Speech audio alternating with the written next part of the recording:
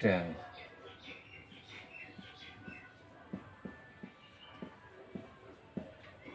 Tense यानी काल। इसका 3 भाग होता है। नहीं, 3 भाग में कौन कौन है? एक हो गया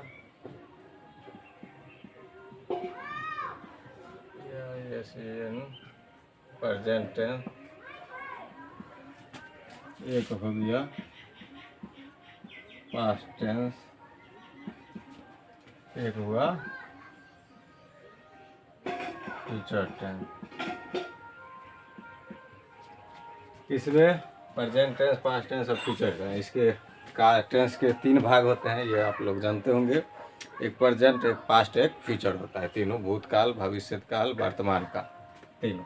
अब इस तीनों का 4-4 भाग होता है। 4 गो इसका, 4 गो इसका, 4 गो इसका, यानी 12 गो भाग होता है। तो इसमें हम लोग इससे पहले जो था, पहला सिंपल प्रेजेंट टेंस,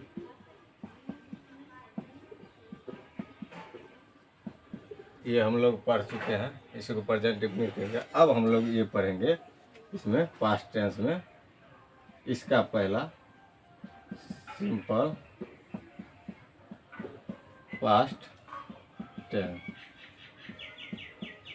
इसमें भी आता है, इसमें आएगा सिंपल फ्यूचर। तो अब आज हम लोग पढ़ेंगे सिंपल पास्ट टेंस का। सिंपल पास्ट टेंस डिफिनेशन होगा इसका,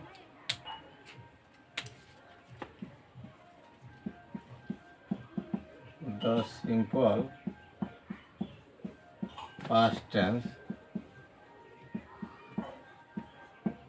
which is used to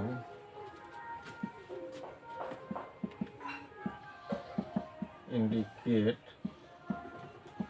an action simply completed in the past। कहने का मतलब ये हुआ, जो ये ऐसा टेंस है जो अभी अभी भूतकाल में काम हुआ, यानी समझिए क्षणिक सा पहले काम हुआ है। यही ये टेंस इस चीज़ को दर्शाता है, जो काम हुआ है लेकिन बस थोड़ा पहले हुआ है, जैसे आपके आने से पहले ही हमने खाना खा लिया, ऐसे करके रहता है।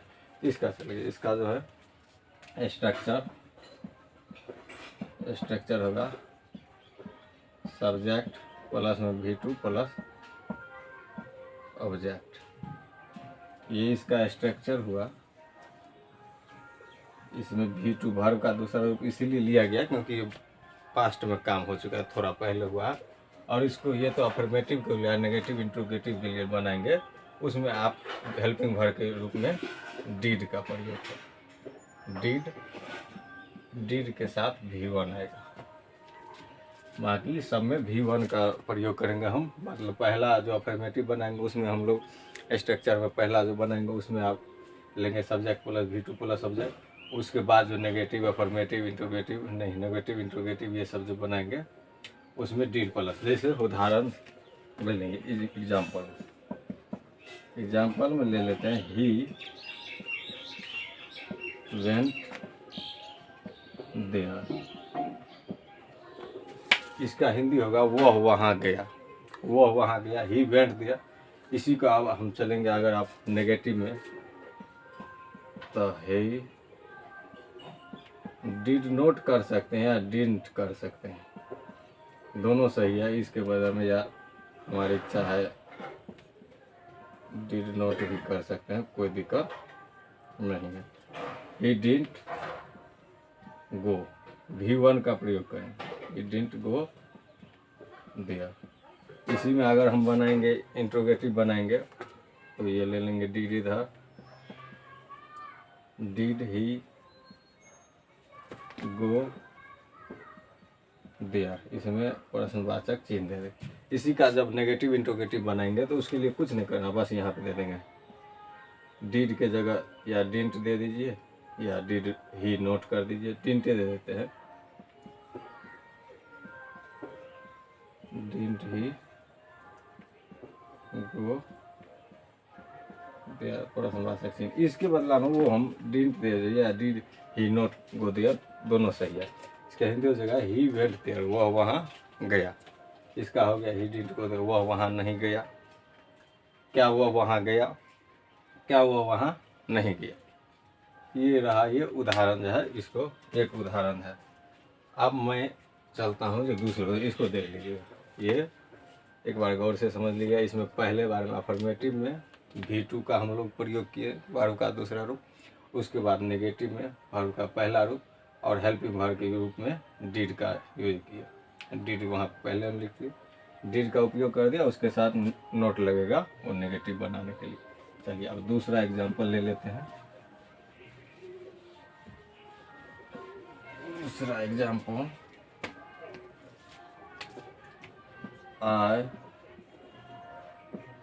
Told a story. इसका हिंदी हो जाएगा मैंने एक कहानी कहा। जैसे कोई आया और कहेगा जो हमें कुछ सुनाओ, तो उसको हम जैसे बोले, हम लोग जैसे पढ़ाते हैं तो हम बोलेंगे अरे अभी अभी तो हमने एक कहानी कहा। तो वही है आई टोल्ड अ स्टोरी, यानी मैंने कुछ देर पहले एक कहानी कह चुका हूँ। तो ये हुआ जो मैंने थोड़ा देर पहले कह दिया, तो वो मतलब समझिए तो ये हम लोगों को सिंपल पास्ट में चला जाता। अब इसी का नेगेटिव बनाएंगे, I didn't tell a story. यहाँ पे देखिए ये रहता है, यहाँ डिड जैसे लगा डिड नॉट, तो वर्ब का पहला रूप लेना है हम लोग। अब इसी को चलिए इंट्रोगेटिव बनाते हैं।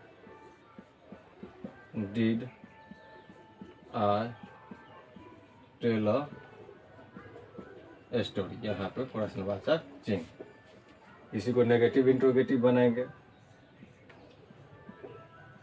तो did I not tell a story, प्रश्नवाचक चिन्ह। यहाँ इसी को मतलब एक और रूप में इसको, इसी को हम ऐसे भी बना सकते हैं, didn't I tell a story. ये दोनों सेम ही है, ये दोनों सेम है। इसका भी हिंदी वो हुआ आई टोल्ड अ स्टोरी, मैंने एक कहानी कहा। इसी को नेगेटिव में चलेंगे, I didn't tell a story, मैंने एक कहानी नहीं कहा। ये इंट्रोगेटिव में आ जाएगा, did I tell a story, क्या मैंने एक कहानी कहा। इसी को नेगेटिव इंट्रोगेटिव में, did I not tell a story, क्या मैंने एक कहानी नहीं कहा। ये तो ये दो एग्जाम्पल है। अब आगे का एग्जाम्पल हम दे देते हैं, और बाकी का आप खुद बना लीजिएगा। कहीं से कोई परेशानी हो तो उसको फिर पूछ सकते हैं। बाकी या कोई भी डिक्शनरी, ये डिक्शनरी बोलते हैं, वो क्या होता है, वो कोई भी ग्रामर से अपना बना सकते हैं।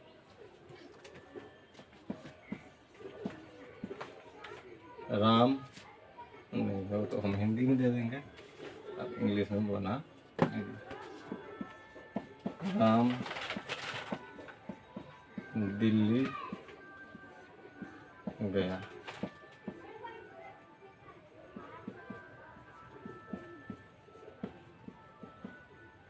मैं बाजार से आया।